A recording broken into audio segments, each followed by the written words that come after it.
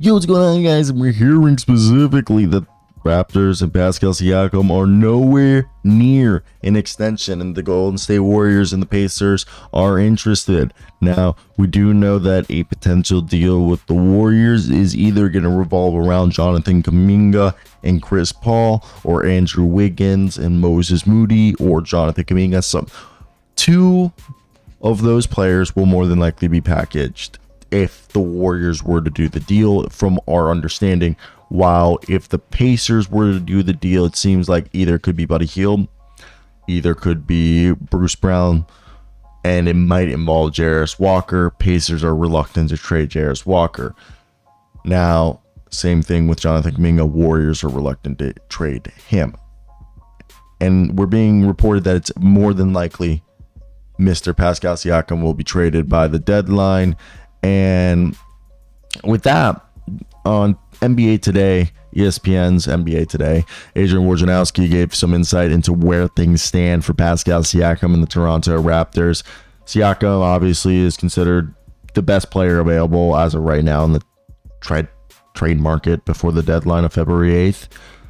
And it was reported that the Raptors and Siakam are nowhere near an extension. He can sign, I believe, $200 million, 4 years. If he takes it right now, if he goes into free agency, he can make a little bit more.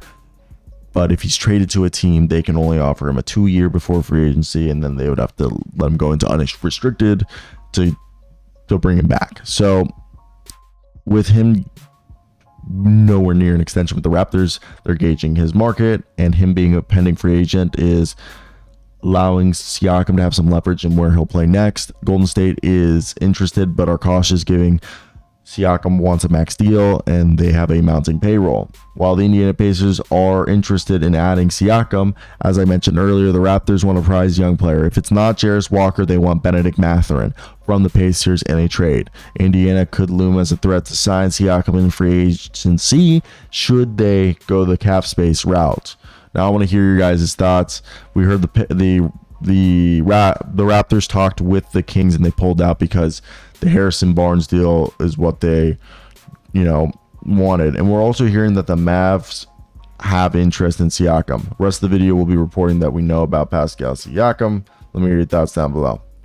Yo, what's going on, guys? And today, of course, we got to talk about DeAndre Hunter supposedly drawing interest from the Toronto Raptors. And we knew in the offseason a deal for Pascal Siakam was allegedly built around DeAndre Hunter, Bogdan Bogdanovic, AJ Griffin, and Kobe Buffkin in a first-round pick. The Hawks said no because they didn't want to give up Buffkin. But with that being said, what we're hearing as more and more times pass, that the Hawks would be more than willing to move DeAndre Ayton if the price is right, and it seems like they're thinking about it. And for me, when I look at this current situation, I think the Hawks are realizing that they might have overpaid some of their players after that Eastern Conference Finals run, and now they're trying to see if they can make things work by moving on. I could see a guy like Gary Trent being a target, or a combination of Chris Boucher, Thad Young, Otto Porter, and maybe a pick or something as a way to get out from the contract of DeAndre Hunter and split it across multiple players, and maybe even throw in AJ Griffin in that deal, as we know AJ Griffin is a guy who's more than likely going to be on the move, as he's been put on the block by the Hawks. The Raptors, the thing with DeAndre Hunter, what are you getting if you're a Raptors fan and they trade for him? So he's a guy this season's playing 30 minutes a night, which is the second least amount of minutes of his career. He's averaging 15 points, 46% from the field, 40% from three, 4 rebounds, 1.5 assists. And he was supposed to be a Swiss Army knife, do everything. And he flashed potentials his second season of becoming the guy that we thought he could become, but he never really fully achieved that. But he's a swing. He can play shooting guard, small forward, and even in a pinch, play small ball 4. And because he has prototypical size at 6'7", 225 pounds with a 7-foot wingspan, he does a little bit of everything. He can put the ball on the ground and run some pick and rolls, shoot from outside, attacking transition, and he's actually really good statistically at attacking transition. He's fantastic at defending guards just about all positions except bigs, and his offensive game is kind of inconsistent despite his well-roundedness. So that's kind of like a drawback of his. But what do you think a trade would be? Yo, what's going on, guys? And today, we got a little video that we wanted to talk about with you guys, and that is the Hawks are willing to trade Clint Capella and DeAndre Hunter. I've said this ever since they re-signed Onyeka Okongwu, and ever since they drafted Okongwu. Okongwu, they were able to keep the price down, extend him cheap, and get him to be mentored and developed nicely by Clint. Now, Clint, it's time, okay? You need to get... They probably should have traded him this offseason because they had a bit more leverage, I feel like. But now everybody knows they have Onyeka Okongwu waiting. So I feel like he's still going to give you good return. Like, you're obviously going to get more return than what you gave up to get him because you didn't really give up that much to get him back in the day.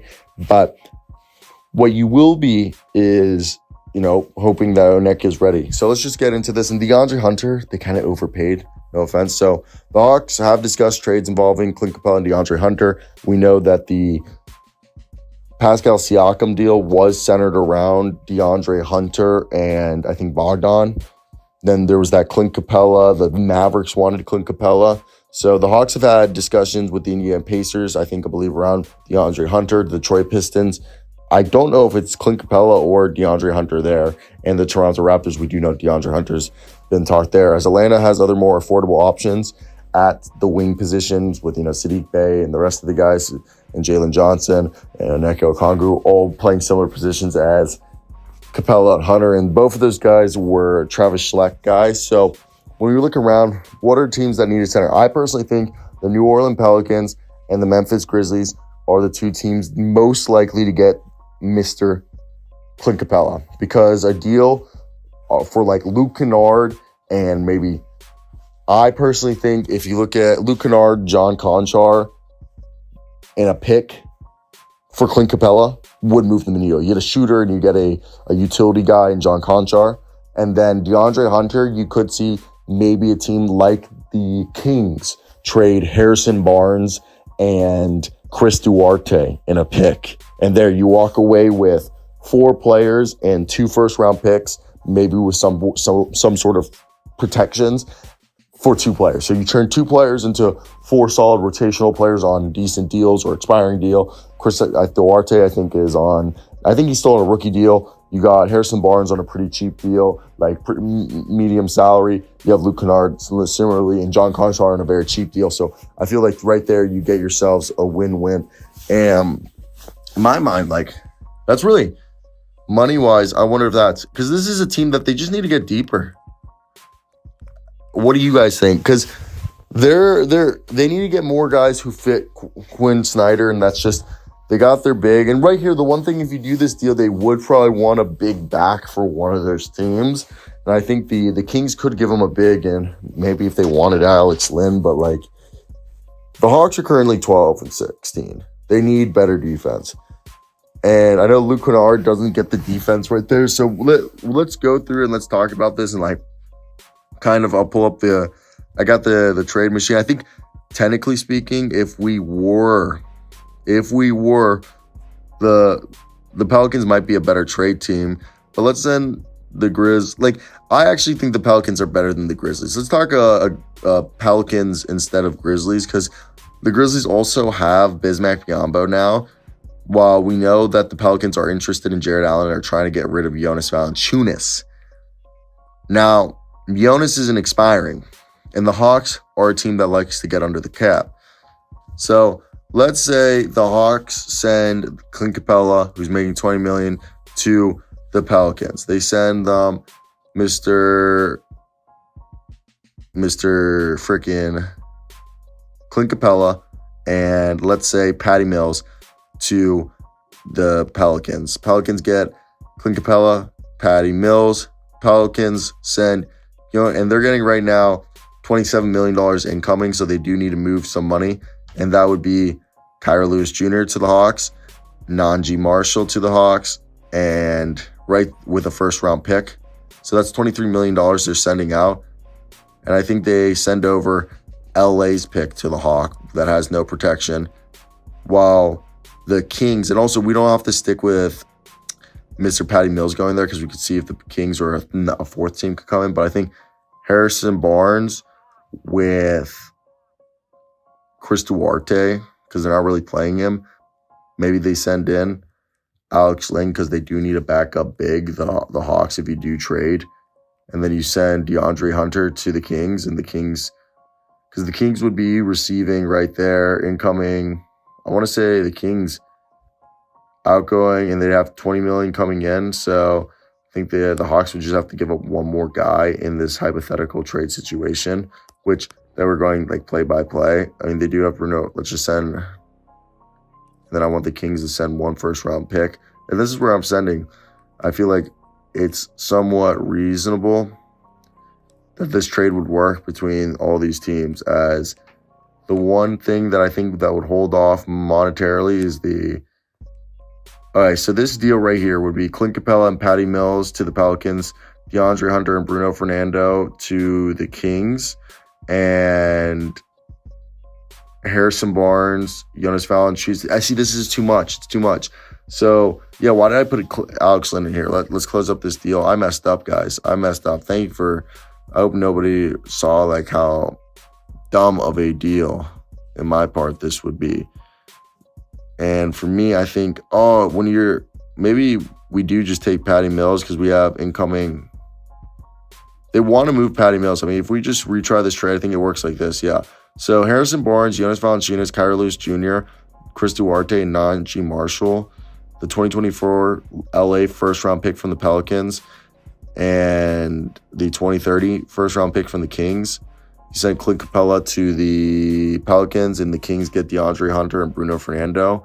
This deal, the Clint Capella for Jonas Valanciunas, Najee Marshall, and Kyrie Lewis Jr. is realistic. Now, Harrison Barnes and Chris Duarte for DeAndre Hunter and Bruno Fernando, maybe not. And that's maybe like where we're at. But that's where I want to hear your guys' thoughts. What you guys think of this?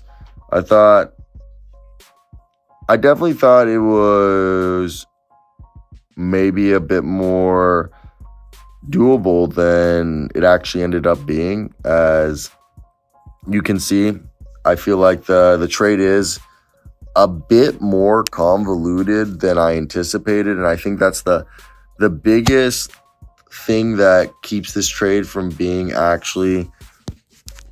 happening is how convoluted it is. But that's definitely where I want to hear your guys' thoughts, if you guys would do it or not. But yeah, that's going to be today's video. We're just milk this to the 8-minute marker because you know how that works with the pay and everything. But yeah, thank you for watching. If you guys did, long video, but who cares? It's you guys watching this means the world to me, so thank you for everything, and like, comment, subscribe, do all that good stuff. But have a good one. Peace. Oh.